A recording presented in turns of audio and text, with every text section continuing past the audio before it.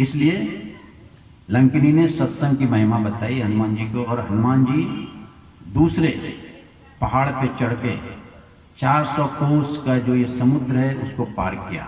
और इसी तरह से हम जीव वो 400 कोस जो ये देह अभिमान है इसको हम पार कर रहे हैं अभी। तो श्रीमद् भगवद गीता में यही बात भगवान श्री कृष्ण ने अर्जुन को स्थित प्रज्ञ के 71वें श्लोक में बताया।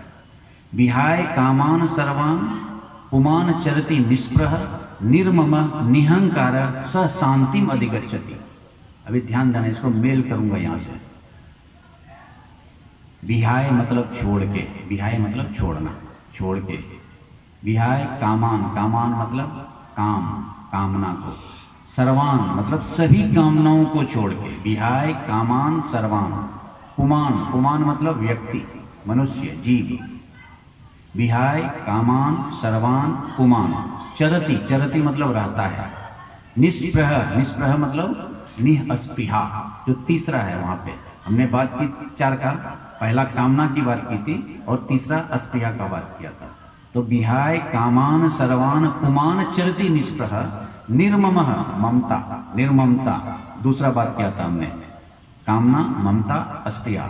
तो निर्मम निहंकार चौथा बात किया था अहंकार का।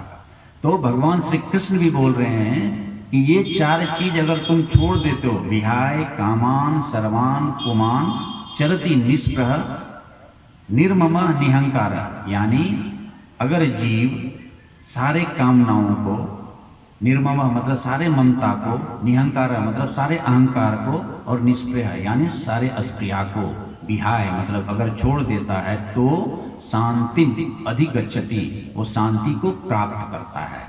और यही बात हनुमान जी यहाँ पे बता रहे हैं कि ये 4 चीज को जैसे हनुमान जी ने पार किया वैसे उनको 12 भी पार गए, मत दिया समुद्र, ये 400 कोस का समुद्र पार कर गए।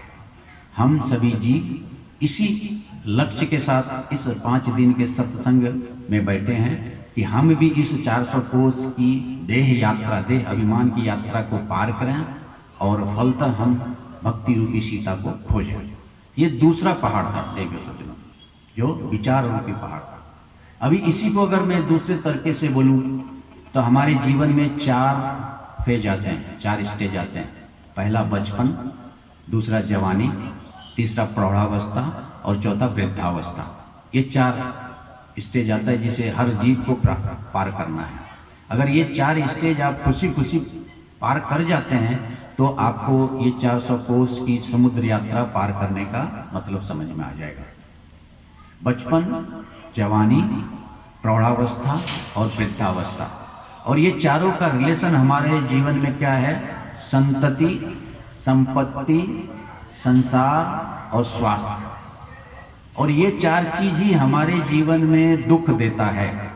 ध्यान देना, या तो आपको स्वास्थ्य जो बुढ़ापे में होता है वो आपको दुख देगा, संसार अथवा संबंध जो प्रौढ़ावस्था में होता है, हम अपने संसारिक जीवन में लोगों से संबंध बनाते हैं, अपेक्षाएं रखते हैं, उसके कारण हमें दुख होता है।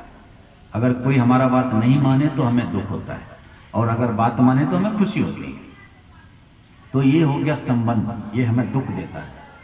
संपत्ति, जवानी में हम संपत्ति कमाते हैं, बहुत संपत्ति कमाते हैं, लेकिन हमेशा ये दुख, ये डर, ये संपत्ति कहीं छूट ना जाए, ये संपत्ति कहीं खत्म ना हो जाए। जबकि ये एक यथार्थ है, ये एक सत्य है कि संपत्ति 10 द्वारी होता है, लक्ष्मी एक द्वार पे नहीं रहता। फिर भी हमें ये भ्रम है कि संपत्ति मेरा ही है, और इसी भ्रम को हनुमान जी ने रावण को समझाया कि यह संपत्ति तुम्हारा नहीं। ये बात तकरीबन हम कल या तो परसों करेंगे, लेकिन इसका एक जस्ट झलकी देता हूँ कि हनुमान जी जब गए तो सबसे पहला उन्होंने काम किया, सुंदरबन को उजाड़ दिया, अशोक वाटिका को उजाड़ दिया, और दूसरा काम किया अक्षय का क्षय कर दिया, अक्षय को मार दिया। इसका अगर गूढ़ अर्थ समझेंगे तो हनुमान जी हम सभी जीव को ये बता रहे हैं, जो कि हम विस्तृत बात करेंगे कल या परसों, लेकिन संक्षेप में हमें ये बता रहे हैं कि इस दुनिया में ना तो किसी का परिवार सुरक्षित है, ना तो किसी का बेटा अक्षय है। अगर आप परिवार रूपी वाटिका को अशोक समझते हो तो ये आपकी भूल है, क्योंकि सबका नाश अवश्य भावी है। इसलिए हनुमान जी ने पहले उस अशोक को उखाड़ के शोक में बदल दिया। इसलिए व्यक्ति अगर सोचे कि मेरे जीवन में सिर्फ और सिर्फ खुशी आए, सिर्फ और सिर्फ हम अच्छी चीज को ही प्राप्त करें, शोक हमारे जीवन में आए नहीं, तो ये भूल है हमारी। और सिर्फ अगर हम सोचें कि मेरा बेटा ही जिंदा रहेगा, बाकी सब तो मरेगा, ये भी हमारी ही भूल है, क्योंकि अक्षय कोई नहीं है। रावण का भी अक्षय का क्षय हुआ, रावण ने मारा, हनुमान जी ने मारा उसे। तो ये समझना हमारी भूल है। आए हम पीछे विषय वस्तु पे चलते हैं। तो संतति, चौथा मैंने बात किया संतति, जो हमारे दुख का सबसे बड़ा कारण है इस चारों में, वो है संतति। संतति मतलब होता है संतान। संतान हमारे दुख का सबसे बड़ा कारण हो सकता है। रावण अपने पूर्वजों के लिए सबसे बड़ा दुख का कारण बना, सारे रावण, सारे राक्षस कुल का नाश कर दिया। तो ये चार चिक हमारे जीवन में दुख का कारण है। ये चार अवस्थाएं जो हमारे जीवन में हैं, और ये चार कामना, ममता, अस्प्रिया और अहंकार, ये 400 कोष का देह अभिमान है। इसको हमको पार करना ही पड़ेगा अगर आपको माँ सीता का दर्शन करना है, अगर आपको अपने जीवन में भक्ति लानी है। एक मैं कहानी बताऊं। एक बहुत बड़ा बिजनेसमैन, 30 साल का उम्र, नौजवान, बिल्कुल सुंदर, नौकर है, चाकर है, गाड़ी है, बंगला है, घर है, परिवार है, 10 कंपनियां हैं, लेकिन उसकी शादी नहीं होती है। और एक दिन सपने में भगवान ने उसे एक आशीर्वाद दिया कि तुम जो मांगोगे वो मैं पूरा करूंगा। उसके पास नौकर है, चाकर है, बंगला है, गाड़ी है, घोड़ा है, पैसा है, लेकिन शादी नहीं हो रहा है। तो उसने भगवान से मांगा, मेरे पास नौकर है, चाकर है, बंगला है, गाड़ी है, घोड़ा है, सिर्फ एक सुंदर बीवी दे दो। उसने बोला और कुछ? बोला नहीं, सिर्फ सुंदर बीवी एक चाहिए। बोला तथास्तु। और उसकी शादी एक खूबसूरत लड़की से हो गई। अब उसके पास गाड़ी है, बंगला है, नौकर है, चाकर है, धन है, संपत्ति है, बीवी भी बहुत सुंदर है, लेकिन बच्चा नहीं हो रहा है। 2 साल बीत गया, 3 साल बीत गया, 4 साल बीत गया, 5 साल बीत गया, 6 साल बीत गया। अभी उसकी पत्नी बोलती है, तुमको तो भगवान का वरदान प्राप्त है कि जो तुम मांगोगे वो तुम्हें मिलेगा, तो जाओ जाके संतान मांग के आओ।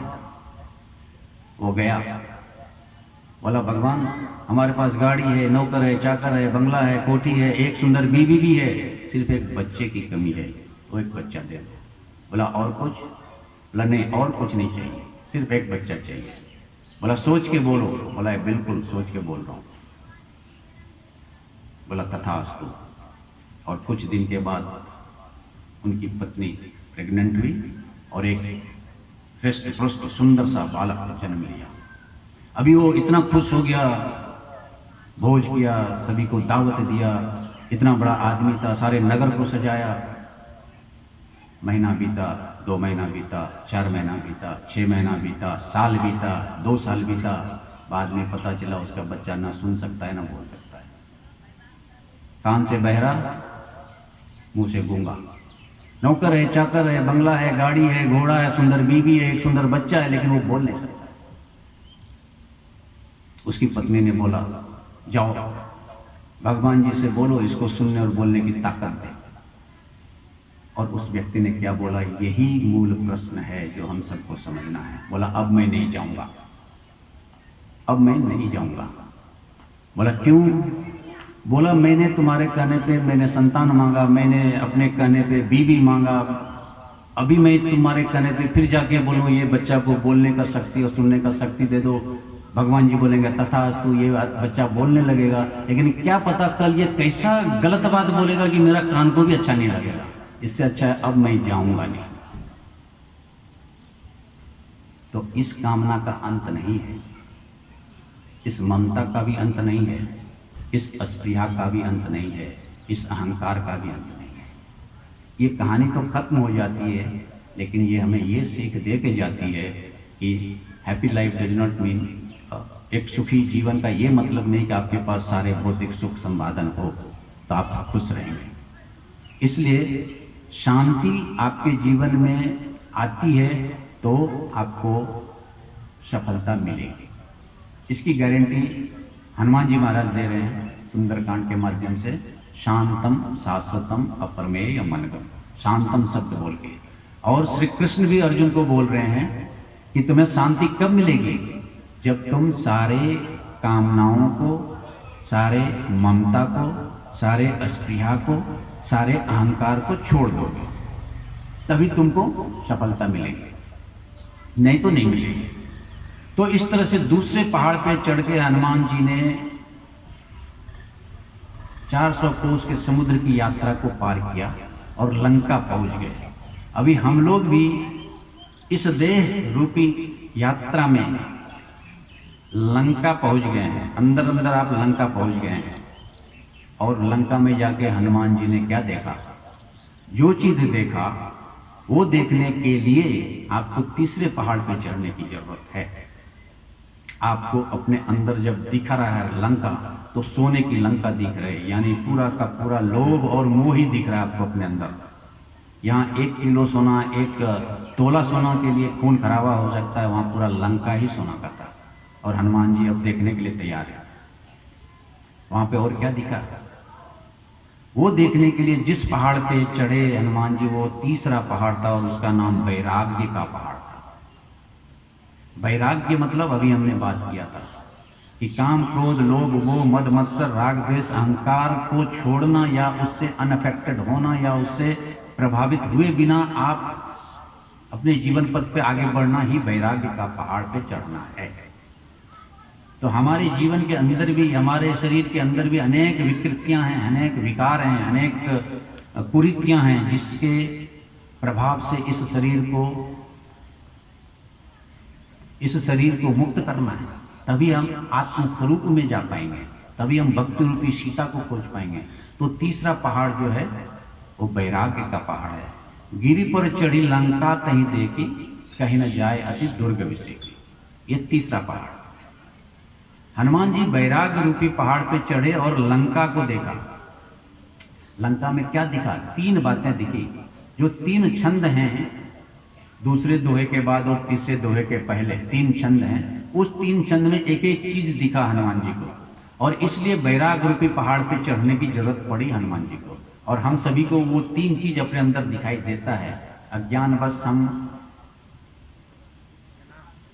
5-15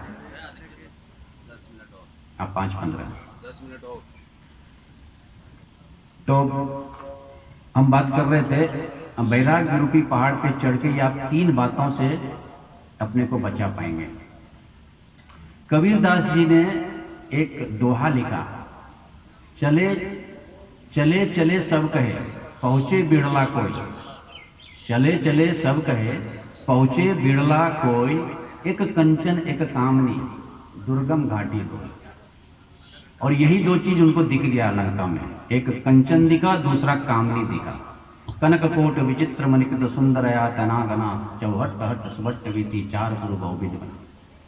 सारा कनक वहीं पे दिखा। कनक मतलब सोना होता है, सोना मतलब लोभ और मोह होता है।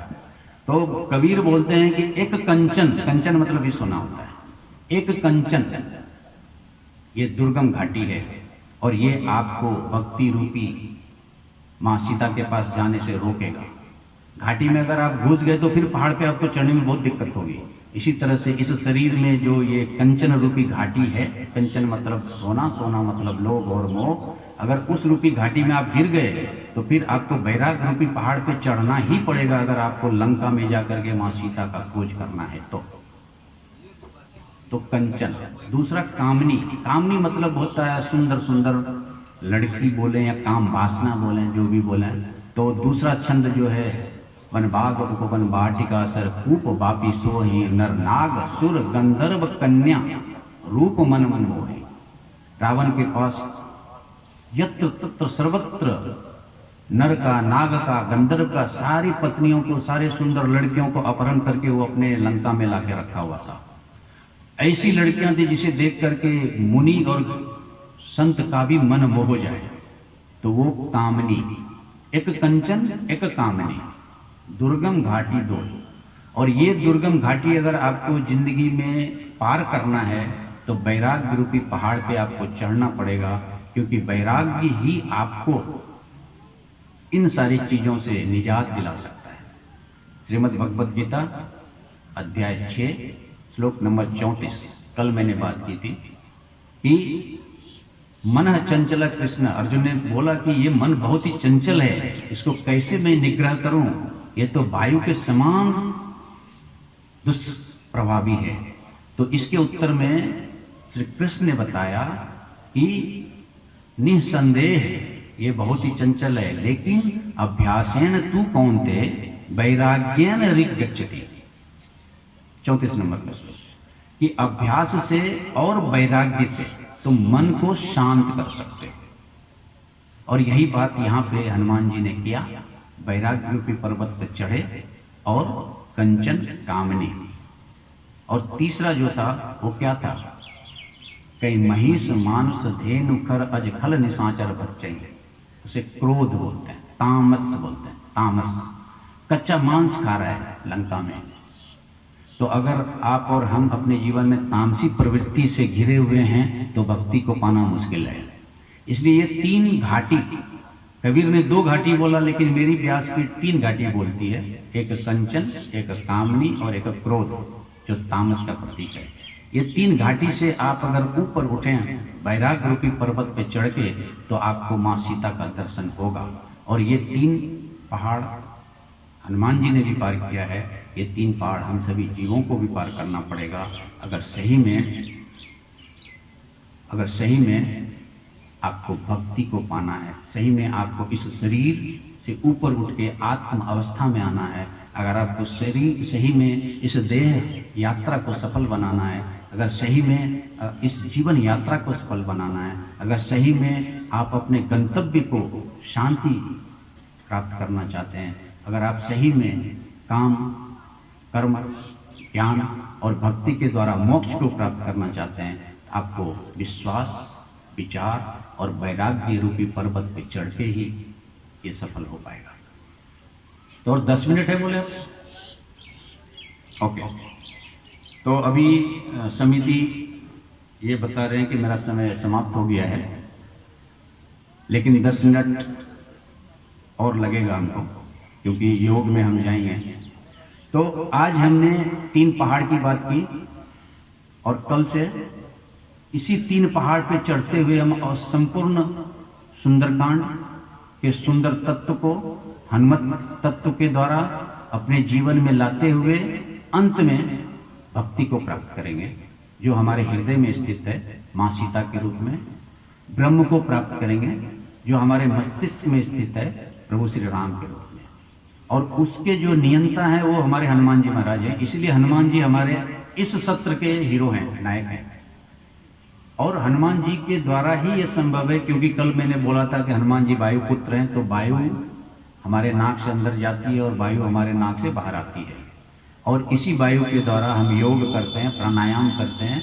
और ये प्राणायाम, ये योग विचार को अंदर लेता है, जो हमारे मन का भोजन है, मन उसे खाता है। और अगर अच्छे विचार हनुमान चालीसा के माध्यम से अंदर जाएं तो आपका मन निग्रह होगा, आपका मन शांत हो जाएगा। तो आए हम 8 चौपाई से 16 चौपाई हनुमान चालीसा का पढ़ेंगे। आप लोग सब मानसिक जप करेंगे, ध्यान में जाएंगे। प्रत्येक सांस के द्वारा हनुमान चालीसा का एक मंत्र अंदर जाएगा और प्रत्येक सांस के द्वारा हनुमान चालीसा का एक मंत्र बाहर आएगा। बिल्कुल गहरी सांस लेंगे, नाभि तक सांस जाएगा, फिर नाभि से सांस बाहर आएगा। सारा शरीर आपका हल्का होगा और मणिपुर पे जो शक्तियां कल हमने छोड़ी थी नाभि पे, उसे जागृत करेंगे। तो आप लोग सब बिल्कुल रिलैक्स हो जाए, बिल्कुल रिलैक्स। और मैं 8 दोहा से आगे पढ़ूंगा, 8 चौपाई से आगे पढ़ूंगा 16 चौपाई तक। आप लोग मानसिक जप करेंगे और प्रत्येक सांस के साथ उस हनुमान चालीसा का एक एक चौपाई आप अंदर ऐसे लेंगे जैसे आप एक ऊर्जा का आह्वान कर रहे हैं, एक शक्ति का आह्वान कर रहे हैं, उस शक्ति के रूप में आपके अंदर जाएगा। वो आपके अंदर की विकृतियों को भगाएगा, आपके अंदर की कमजोरियों को भगाएगा, आपके अंदर के अंधकार को भगाएगा, और फिर आपका अंदर उजालों से भर जाएगा, ज्ञान से भर जाएगा। ये योग पद्धति है, ये प्राणायाम की पद्धति है। आए, एक सेकंड के लिए बिल्कुल शांत हो जाएं।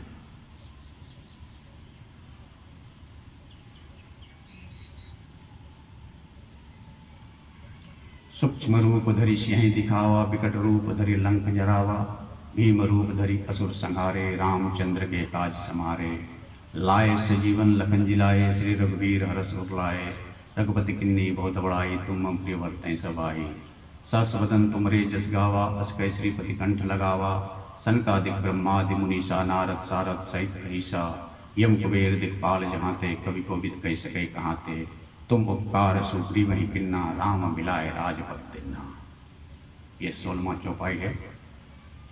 आप बिल्कुल शांत हो जाएं और इस 8 से 16 चौपाई को अपने मन ही मन स्मरण करें। प्रत्येक सांस के द्वारा हनुमत तत्व का एक एक शक्ति, प्रत्येक सांस के द्वारा हनुमत तत्व का एक एक ज्ञान, प्रत्येक पंक्ति के द्वारा एक एक भक्ति आपके अंदर जा रही है। आप परमपिता परमात्मा की परम संतान हैं। आप एक आत्मा हैं, दिव्य स्वरूप में आत्मा है, एक चमकता हुआ प्रकाश, देखने में बिल्कुल बिंदु के समान, लेकिन शक्ति में सिंधु के समान हैं आप। अनंत शक्तियां आप में समाहित है। हनुमत तत्व के द्वारा उसे अपने अंदर लाने का प्रयास करें। हनुमान चालीसा का एक एक पंक्ति आपके अंदर शक्ति प्रवाहित कर रही है। आपका रोम रोम हनुमत तत्व से भर गया है। आपका अंग अंग हनुमान के समान हो गया है। आपका रोम रोम हनुमत तत्व से लबारेज हो गया है। आप उस परमपिता परमात्मा की संतान, एक अजर अमर अविनाशी दिव्य शक्ति, इस शरीर को चलाने वाली एक दिव्य सत्ता है। अपने अंदर जो भी विकृतियां उसे दूर भगा रहे हैं। हर सांस के साथ शक्ति अंदर, हर सांस के साथ कमजोरी बाहर, हर शक्ति के साथ जीत अंदर, हर सांस के साथ हार बाहर, हर सांस के साथ ब्रह्म अंदर, हर सांस के साथ रावण बाहर। फिर आप देखेंगे आप बिल्कुल निर्मल बन चुके हैं। आप देखेंगे आप बिल्कुल हल्के हो गए हैं और मणिपुर पे जो शक्ति चक्र पे शक्तियाँ थी वो जागृत हो गई है और धीरे धीरे ऊपर उठते हुए आपके हृदय पे आके स्थित हो गई। हृदय अनाहत शक्ति चक्र, प्रेम का प्रतीक। आपका हृदय बिल्कुल प्रफुल्लित हो गया है। आपके हृदय में हनुमान जी राम, सीता और लखन के साथ विराजमान हो गए हैं। आप अपने भक्ति के बिल्कुल करीब आ गए हैं। भक्ति आपके सम्मुख खड़ी है, आपका आह्वान कर रही है। आप उस परमपिता परमात्मा, इस जगत के नियंता को एक जोरदार धन्यवाद ज्ञापन करें। हे प्रभु, आपकी कृपा मात्र से हमारा जीवन धन्य धन्य हो गया। हमारा शरीर बिल्कुल तंदुरुस्त और मजबूत हो गया। हमारा मन बिल्कुल शांत हो गया। हमारी बुद्धि बिल्कुल कुशाग्र हो गई। हम आत्मिक विस्थिति में आ गए। हे प्रभु, आपका लाख लाख आभार। देवियों सज्जनों, आंखें बिल्कुल ना खोलें। आप इस पंडाल में बिल्कुल अकेले, ना कोई आगे ना कोई पीछे। ना कोई शोर, ना कोई शराबा। आप जो आए थे अब वो आप नहीं हैं। आप बिल्कुल बदल गए हैं। आप बिल्कुल हल्का महसूस कर रहे हैं। आप बिल्कुल आत्मिक स्थिति में आ गई हैं। कोई भी आवाज़ आपके कानों तक नहीं पहुंच पा रही है। कोई भी कोलाहल आपको डिस्टर्ब नहीं कर रही है, क्योंकि आप आत्मिक स्थिति में आ गए हैं। अब हनुमान जी अपने हाथों से आपके दोनों नेत्र को धीरे धीरे खोल रहे हैं। आप बिल्कुल जल्दीबाजी ना करें। धीरे धीरे आप अपने नेत्रों को ऐसे खोलें जैसे हनुमान जी अपने हाथों से इस नेत्र को खोल रहे हैं, और अपने दोनों हाथों से इस नेत्र को स्पर्श करें। अपने दोनों हाथों में परम शक्ति का अनुभव करें और सारे शरीर में इसे स्पर्श करें। सारे शरीर में इस शक्ति का महसूस करें, और मेरे साथ इस मंत्र का उच्चारण कर सकते हैं तो करें। ओम पूर्णमद पूर्णमिदं पूर्णात् पूर्णमुदच्यते पूर्णस्य पूर्णमादाय पूर्णमेवावशिष्यते। ओम शांति, ओम शांति, ओम शांति। धन्यवाद।